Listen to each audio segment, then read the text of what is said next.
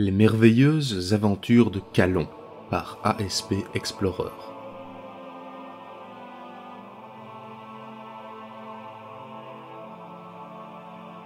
Kalon est l'île du dieu fou.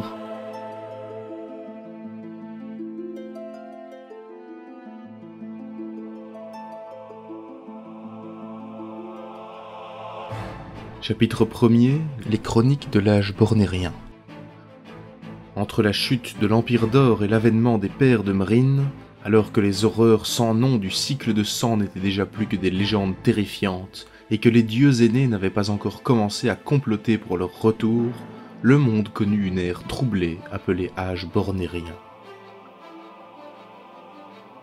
C'était un temps de sorciers, de démons, de puissantes forteresses et de hordes innombrables de fer et de feu, un temps où, par la ruse, l'adresse ou la force, un homme pouvait se dresser contre le destin et triompher des obstacles mis sur sa route par les dieux ombrageux, un temps où encore se dressaient les ruines cyclopéennes des cités perdues de Xan, pleines des cris des âmes suppliciées en ces lieux 20 siècles plus tôt. De sombres et mystérieuses forêts recouvraient alors la terre, et donc le papier ne coûtait pas cher, ce qui explique qu'on y aimait tant les interminables introductions. Et si un seul nom devait rester de cette époque, ce serait celui de Kalon.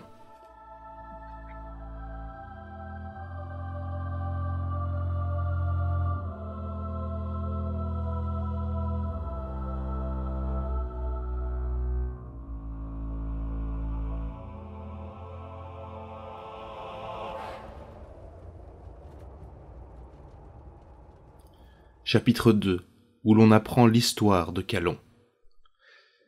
Il avait connu un cursus somme toute assez classique. Après une enfance pleine de jeux virils et mémorables corrections paternelles, il avait accompagné sa horde qui épisodiquement écumait son Éboria natale et les provinces environnantes, ce qui lui avait valu malgré son jeune âge une flatteuse réputation de sombre brute.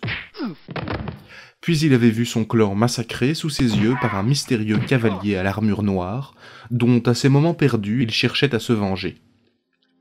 Mené en déportation dans les mines de Tendara, il eut tout loisir de cultiver sa musculature avant que des marchands knébites ne le remarquent et ne le rachètent pour en faire un gladiateur dans une de ces petites arènes itinérantes qui sont la spécialité des terres du Nord. Il se perfectionna alors au métier des armes et apprit le peu qu'il savait sur le monde avant de s'évader et d'embrasser la carrière de mercenaire dans l'armée de Badalos, prince cadet de Melgosia, une petite cité-état assez crasseuse qui, dans la région, passait pour une métropole impressionnante. Il prit donc part à sa première guerre, un conflit aussi atroce que bref, entre Badalos et son frère aîné, dont les enjeux étaient le trône bancal et la couronne oxydée de Melgosia.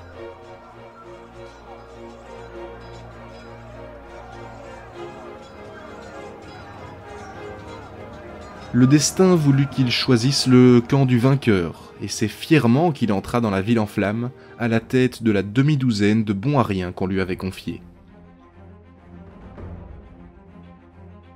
Après une semaine de beuverie, l'esprit embrumé par le vin, c'est-à-dire un peu plus embrumé que d'habitude, et suite à un pari d'ivrogne, Kalon succomba au charme par ailleurs sujet à controverse de la princesse Zenia, sœur de Badalos.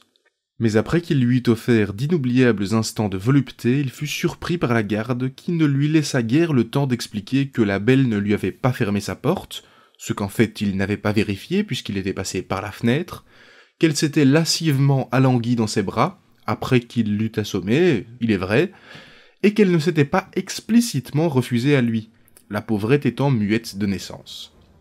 Quoi qu'il en soit, Kalon sauta sans blessure aucune de la plus haute tour du palais, bon, soit, il était au premier étage, et s'enfuit vers le nord où il savait trouver la forêt des ombres qui lui fournirait, il y comptait, un abri.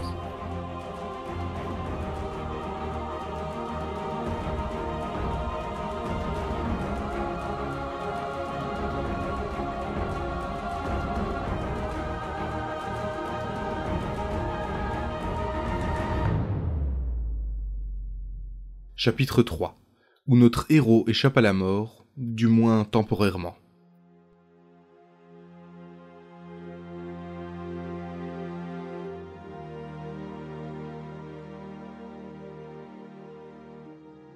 Or il se trouvait que la forêt des ombres avait connu des jours meilleurs.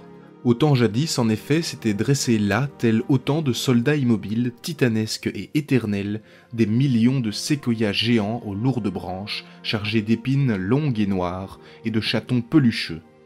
Mais la main avide de l'homme, la mandibule vorace de l'insecte xylophage, à moins que ce ne fussent les pluies acides, avait ruiné à jamais ces cathédrales de verdure dont il ne subsistait que troncs moisis et bosquets chenus. Calon courait donc de toute la vitesse de ses jambes, et Dieu sait qu'il pouvait courir vite dans les plaines glacées des Boréas, mais le plateau où il se trouvait était accidenté, couvert de divers résidus végétaux, et il était pieds nus, car ses sandales étaient restées dans la chambre de la princesse. Le reste de ses vêtements aussi d'ailleurs. De toute manière, le plus piètre cavalier ira toujours plus vite que le meilleur des coureurs, et les gardes noirs de Melgosia savent, entre autres choses, monter à cheval.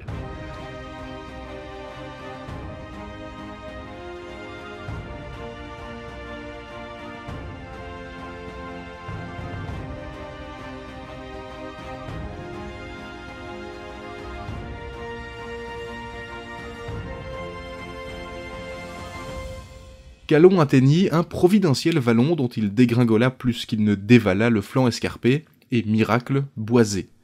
Les chiens l'y suivirent bientôt. Ce qui avait sauvé Calon jusqu'ici, c'est que le dog melgosien n'était pas un chien courant à la base. Trapu, plutôt petit, juché sur de curieuses pattes arquées et revêtu d'un pelage ras par endroits et inexistant ailleurs, il semblait de prime abord que le créateur ait été distrait quand il l'avait conçu. C'était faux. En fait, toute son attention était concentrée sur la partie avant, celle qui porte les dents et que, pour simplifier, nous appellerons la tête. Le dog melgosien est une machine à mordre. Il est connu que lorsqu'il tient une proie entre ses terribles mâchoires, seule la mort peut le faire lâcher prise. On connaissait du reste des cas où la mort n'avait d'ailleurs pas suffi. En bas, dans le ravin, coulait un ruisseau, ce qui, géodésiquement, était assez cohérent. Les chiens s'arrêtèrent sur la rive, traversèrent dans les deux sens, coururent en rond et gémirent en attendant que leur maître cavalier arrive. « Il a dû descendre le long du ravin, sire, pour troubler les chiens » fit le capitaine de la garde, martial. « Ou bien le remonter, nota le roi Maussade. Il se serait bien passé de cette expédition punitive dans la campagne, il y avait tant à faire en ces lendemains de victoire. Heureusement qu'il pouvait compter sur un bourreau dévoué et dur à la tâche. » Habituellement, sire, les animaux sauvages pris dans une telle situation descendent les rivières, ils vont plus vite. Et ils se font prendre car tous les chasseurs connaissent le coup. Notre homme est rusé, il a du souffle, il a dû aller en amont pour nous tromper. En avant ! Et les chevaux repartirent dans de grandes gerbes de boue et d'eau glacée. Badalos était un aristocrate volontaire et intelligent, mais avait cependant un défaut, bien excusable vu son métier. Il méprisait au plus haut point les gens du commun, auxquels il se mêlait le moins possible, préférant frayer avec les gens de sa caste, car parfois il se lave. Ainsi, durant la guerre éclair qu'il avait portée sur le trône, avait-il peu fréquenté sa propre armée, et encore moins les mercenaires barbares qu'il avait engagés. L'eût-il fait qu'il se fût vite rendu compte d'une étrange particularité anatomique. La cervelle de Calon était aussi lisse que son biceps était noueux.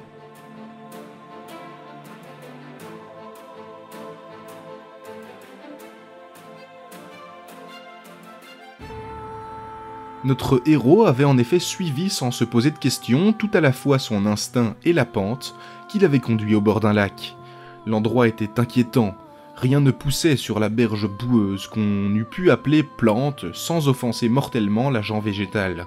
Une brume matinale flottait au-dessus de l'eau, lui donnant une teinte grisâtre et brouillant avec juste raison la forme hideuse d'une île tourmentée au large. À un jet de pierre des premières vases émergeait, une barque minuscule au bois noirci par la putréfaction servait de support à un personnage voûté, entièrement recouvert d'un manteau noir, et tenant une longue gaffe dans sa main gantée. Sa capuche baissée ne laissait rien voir de son visage, et sans doute était-ce mieux ainsi. Calon sauta prestement sur la barque d'une stabilité étonnante pour sa taille, et ordonna au passeur de sa puissante voix. « Là-bas !» Il désignait l'île sombre d'un index impérieux. Et le passeur appuya sur sa gaffe, propulsant son embarcation à une vitesse surprenante. Il n'était déjà plus à portée des flèches lorsque les cavaliers et leurs chiens déboulèrent sur la rive. Et Calon, debout à l'arrière du frêle esquif, les salua de son regard de fer et d'un vigoureux bras d'honneur. Peut-être aurait-il été moins fier s'il avait pu entendre le rire du roi Badalos et de ses gardes. Peut-être aurait-il été plus prudent s'il s'était demandé pourquoi un passeur attendait à cet endroit où manifestement aucune route ne menait. Mais insouciant et confiant en son destin, Calon d'Eboria filait sur l'eau vers l'île du dieu fou.